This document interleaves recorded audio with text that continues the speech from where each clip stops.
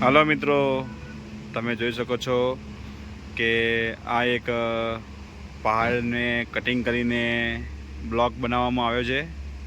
અને આજે આપણે તમને બતાવવાના છીએ સરસ મજાનું એવું મેન્યુફેક્ચરિંગ યુનિટ, જે આપણા ઘરમાં વપરાતી નાની મોટી ટાઇલ્સોની જગ્યાએ જે ફ્રેમિંગ કરવા માટે યુઝ થાય છે.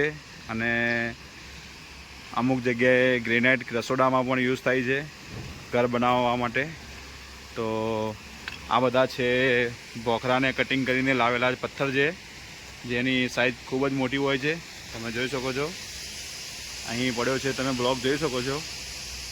અને આમાંથી પતળા એવા 18 mm 16 mmના એવા ટાઇલ્સ જેવા પાટિયા બનાવવામાં આવે છે, અને એ આપણા ઘરમાં લાગે છે. આમાં અલગ અલગ 450 થી 500 કલર હોય છે બ્લોકની અંદર. આજે તમને સરસ મજાનો એવો યુનિટ બતાવવાના છીએ, જ્યાં પથ્થરમાંથી ટાઇલ્સ કેવી રીતે બને છે. તો તમે જોઈ શકો છો, હું તમને સરસ મજાનું એવું આજે મેન્યુફેક્ચરિંગ યુનિટ થશે તમારો વિઝિટ. સૌથી પહેલાં જ્યારે માઇન્સ ઉપરથી, એટલે કે ભોખરો કટિંગ જ્યાં થતો હોય છે, ત્યાંથી કટિંગ કરીને અહીં ફેક્ટરીઓમાં આ રીતે બ્લોક લાવવામાં આવે છે. અને આ હેવી જે 25 થી 30 કે 50 ટનની કેપેસિટીવાળી આને કહેવાય છે યુટી કહેવાય છે, જેના દ્વારા નીચે બ્લોક ઉતારવામાં આવે છે. અને જગ્યા વધુ ના રોકાય માટે આ રીતે એની અંદર ગોઠવવામાં આવે છે એકબીજાની ઉપર. અને જેમ એના કલરની રિક્વાયરમેન્ટ પ્રમાણે કે એના કલરની અથવા એના ક્વોન્ટિટી પ્રમાણે, રિક્વાયરમેન્ટ પ્રમાણે અહીં પથ્થરને ઉઠાવીને મશીનમાં નાખવામાં આવે છે. તે હવે પછીની પ્રોસેસ તમને બતાવીશું. તમે જોઈ શકો છો જે પથ્થર કેટલી મોટી હાઈટ છે. તો એને આ રીતે કટ મારવામાં આવે છે, અને એક કલાક લાગતા એને 2 થી 2.5 કલાક લાગે છે. અને ફરીથી એને ઉતારી અને પથ્થરને ફરીથી ઉલટો કરી અને ફરીથી બીજો કટ મારવામાં આવશે, ત્યારે પૂર્ણ 4 થી 5 કલાકમાં એક કટ પૂરો થશે. અને આને ડ્રેસિંગ કહેવામાં આવે છે, કેમ કે માઇન્સ ઉપરથી જ્યારે પથ્થર સીધો હોતો નથી કટિંગ કરેલો, તો એને અહીં કટિંગ કરીને એની સાઇઝ બનાવવામાં આવે છે, જેને સીધો કટિંગ કરવામાં આવે છે. વધારાનો વેસ્ટેજ કાઢી દેવામાં આવે છે અને પરફેક્ટ ફિનિશિંગવાળો બ્લોક બનાવવામાં આવે છે. અને એની પછી જશે ટાઇલ્સ કટિંગ માટે. અહીં આને સિંગલ મશીન કહેવાય છે, જેને સિંગલ કટર, એટલે કે અંદર એક જ બ્લેડ લાગેલી હોય છે, અને આ પાણી સાથે કટિંગ કરે છે. જે અત્યારે દેખાઈ રહ્યું છે પાણી છે, અને એનું કટિંગ થઈ રહ્યું છે.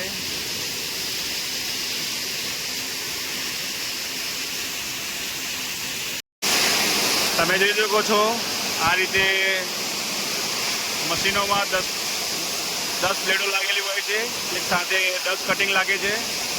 અને અલગ અલગ મશીન હોય છે. કોઈ મશીનમાં 14 બ્લેડો લાગે છે, કોઈ મશીનમાં 21 બ્લેડો લાગે છે, કોઈ મશીનમાં 7 બ્લેડો લાગે છે.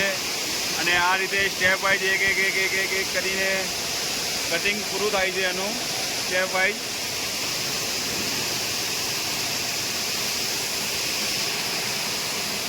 આની અંદર જે આ સેગમેન્ટ છે, જેને ચોંટાડવામાં આવે છે, તો આના માટે તમને અલગથી બ્લોગમાં બતાવીશું. આ સેગમેન્ટ એક કરીને લગાવવા છે.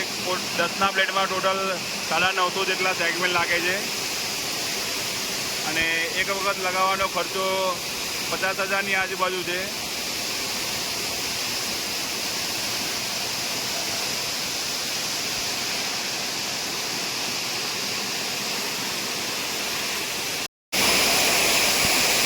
તમે જોઈ શકો છો, આ ચાલુ મશીન છે, અને અત્યારે આખો પથ્થરનો બ્લોક પૂરો થઈ ગયો છે. એક સાથે 10 બ્લેડો કટિંગ કરી રહી છે.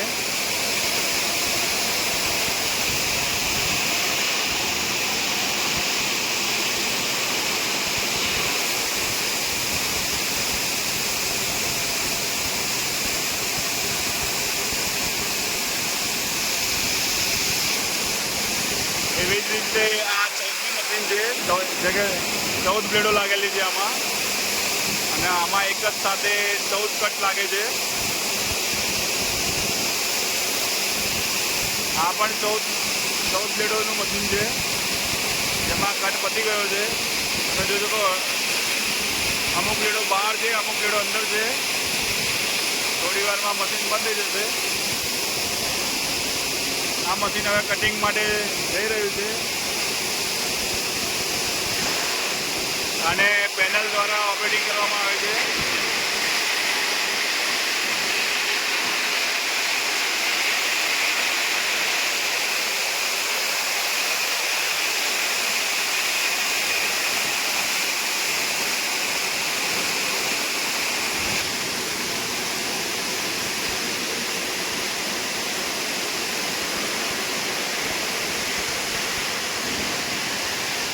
ઉપરની જે પાઇપો દેખાય છે એમાંથી પાણી આવે છે, અને કેટલું સ્પીડમાં કટિંગ થઈ રહ્યું છે તમે જોઈ શકો છો.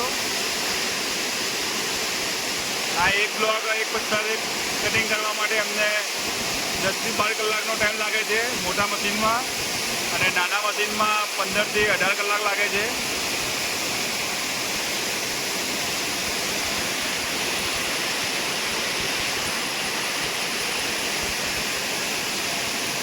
અને અહીં ઓપરેટિંગ રૂમ છે, એમાંથી ઓપરેટ થાય છે એ હું તમને બતાવીશ.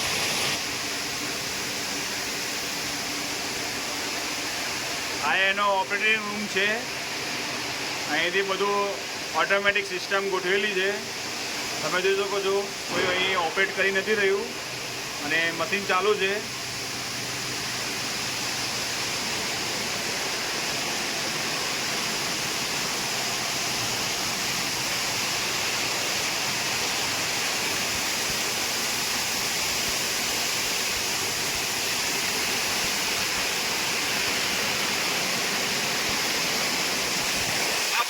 પાણી જાય છે ઉપર મશીનની અંદર.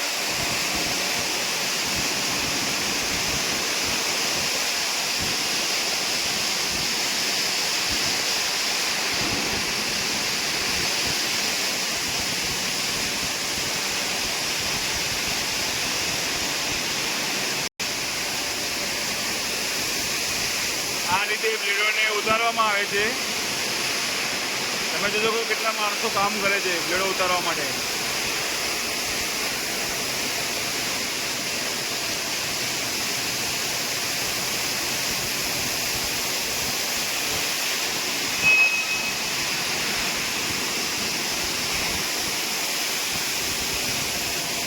આ તો હજી 50% જેટલી પ્રોસેસ થઈ છે. હજી આની ઉપર ઘણું બધું કામ કરવાનું બાકી હોય છે, એ હું તમને આગળ બતાવતો રહીશ. તમે જોઈ શકો છો કટિંગ થઈને અહીં પ્રોસેસિંગ યુનિટમાં આગળ આવે છે. અહીં કટિંગ કરેલા છે પાટિયા, આખો બ્લોક કટિંગ થઈ ગયો છે. કટિંગ કર્યા પછી તમે જોઈ શકો છો આ રીતે અહીં પોલિશ મશીનમાં જાય છે. એની વધારાની ધાર અહીં કટિંગ થઈ જાય છે આજુબાજુની.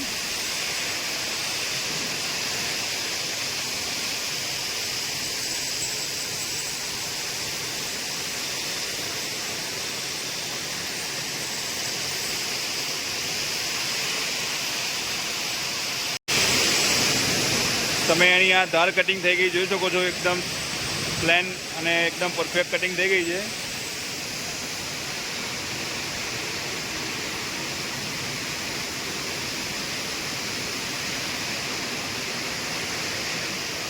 અને કટિંગ થયા પછી આ રીતે ધીરે ધીરે આને પોલિશ મશીન કહેવામાં આવે છે, અને લાઇન પોલિશ મશીન કહેવામાં આવે છે. અને અહીં અંદર પાટીઓ પોલિશ થાય છે સરસ મજાની. એવી આપણું મોઢું દેખાય એવું કાચ જેવું પોલિશ થઈને બહાર આવશે.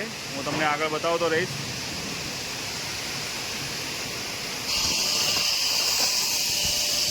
તમે અહીંયા જોઈ શકો છો એની એજ કટિંગ થાય છે, એની ધાર કટિંગ પહેલાં.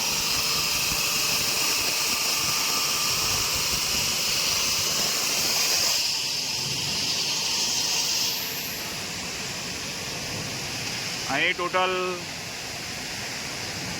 16 હેડનું મશીન છે, એટલે કે 16 હેડ એક જ વખત અંદર અલગ અલગ હેડ લાગેલા હોય છે અને આ રીતે સરસ મજાનું એવું પોલિશ થઈને બહાર આવે છે પાટિયું. અહીંથી થોડી જ વારમાં પાટિયું બહાર આવશે. આ મશીન છે તમે જોઈ શકો છો, ભાભીઓ અને ઓપરેટ કરે છે, સેટિંગ કરે છે અત્યારે ભાઈ, અને એ પણ ઓટોમેટિક છે. અને આ મશીન હવા એટલે કે એર કોમ્પ્રેસર અને પાણી અને ઇલેક્ટ્રિકથી ચાલે છે.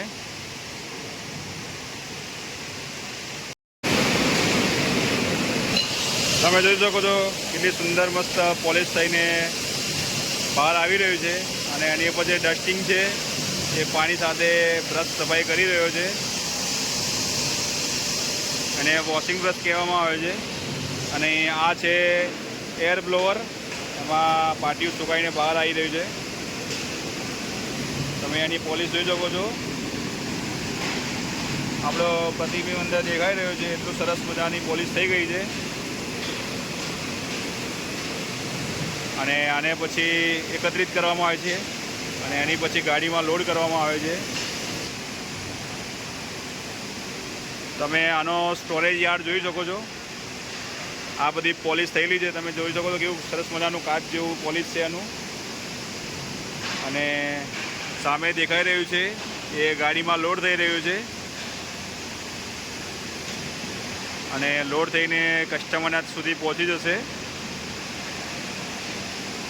આ રીતની ટાઇલ્સો તૈયાર થાય છે, મોટી મોટી, જે કુદરતી હોય છે. અને આમાં તમે જરૂરિયાત પ્રમાણે આમાં કલર પણ એડ કરાવી શકો છો. ડિઝાઇન કુદરતી હોય છે પણ તમે એમાં કલર એડ કરી શકો છો. આ એનું આખું સ્ટોરેજ યાર્ડ છે. એમાં કેટલાય તમે કલર જોઈ શકો છો. રેડ કલર છે, બ્લેક કલર છે, બ્રાઉન છે, એવા અલગ અલગ ઘણા બધા ટોટલ 500-550 કલર આવે છે આના. અને ગ્રેનાઇટ તરીકે ઓળખવામાં આવે છે.